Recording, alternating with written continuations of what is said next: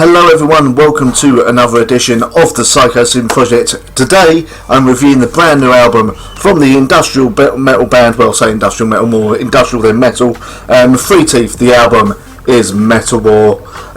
This has come out only a few weeks ago, so without any further ado, apart from, apologising for the fact that my head is slowly disappearing into the background where there's a white wall, but apart from that, let's get into the review, shall we? Metawar is the third album by the industrial metalers, 3teeth, that was released literally this month, I think about 1 or 2 weeks ago.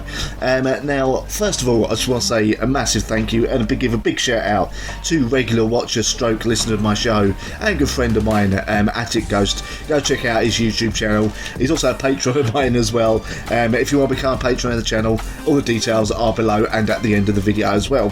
He introduced me to these earlier this year. I checked him out on YouTube, liked what I heard, and then saw that this new album was coming out, and obviously as soon as it came out, I ordered the bloody thing, and it did turn up. I've just got round to listening to it, and well, I can say without any kind of hyperbole that this is very likely to end up, or at least somewhere, in my top 10 albums of the year at the end of the year.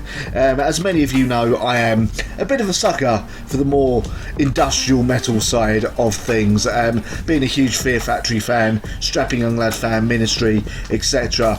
And this kind of has some of the best moments from all those bands with its own special something, all led by a man who looks a bit like Ned Flanders if he fell into a BDSM shop.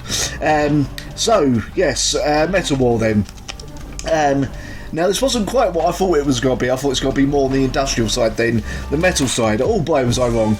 We kicked things off proper with track 2, Affluenza. Now, the first track, Hyperstition, is more of an intro setting up the sound and everything of the album.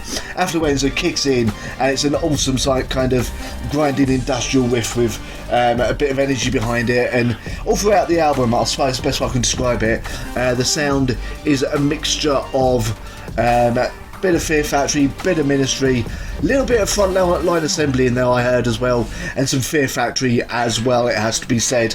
And strangely enough, there are little sections where he sounded a bit like the singer of Cool Jonathan Davis, but apart from that, mix all those bands together, and somehow the band makes the whole album, every song on this album, keep that heaviness, but also keep an eminent danceability to it, which maybe a word I've just completely made up and doesn't exist, but you can see yourself either headbanging into these tracks or dancing to it in that kind of goth fashion, if you like, because all the songs have that nice groove to them as well, not in a Pantera way, just in that kind of goth way, as it were, that gothic groove that bands like Sisters of Mercy, etc., Typo Negative always manage to have. But yeah, back to the album itself.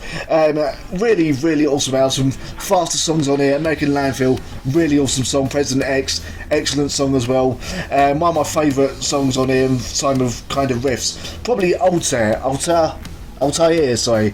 I think it's pronounced Altair. Hard to tell because it's got one of those A's and E's that are kind of merged together, which is probably pronounced O, actually, come to think of the way Tool's album One is pronounced. But anyway, yes. It's just something about that song I really, really found myself enjoying. And then Time Slave after it as well, which is another album that is going to sound... Another song. It's going to sound awesome live. It's kind of...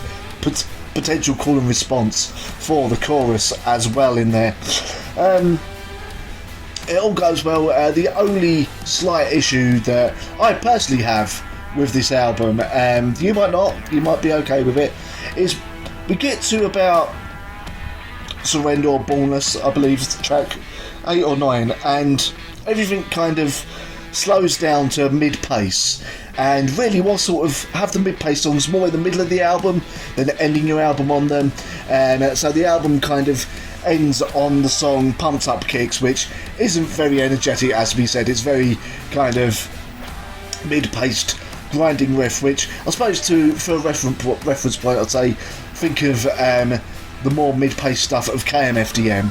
You're more like that, but obviously with the distorted vocals and all that of the singer. Not say it's a bad song, not say obviously that this ruins the album or anything, but for me I feel they would have benefited more from maybe putting some of the mid-pace songs just before more of the faster songs on the album to make the pace a bit better and to end on something a bit more of a like faster, energetic song than the mid-pace pumped up kicks. But apart from that, it's an excellent album that's excellently produced, excellently played and performed as well. And like I said, I liked it very much. Probably going to end up where it's got to be somewhere in my top 10 albums of the year. I can pretty much say that. One of the best albums of the year I have heard so far. So yeah, if you have any interest in industrial or industrial metal, go pick up Metawar by 3teeth. It gets 4.5 out of 5 from me.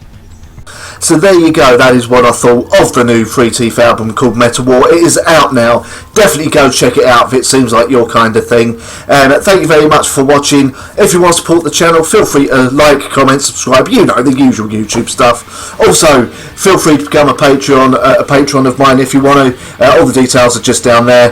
And thank you very much for watching, and I'll see you next time.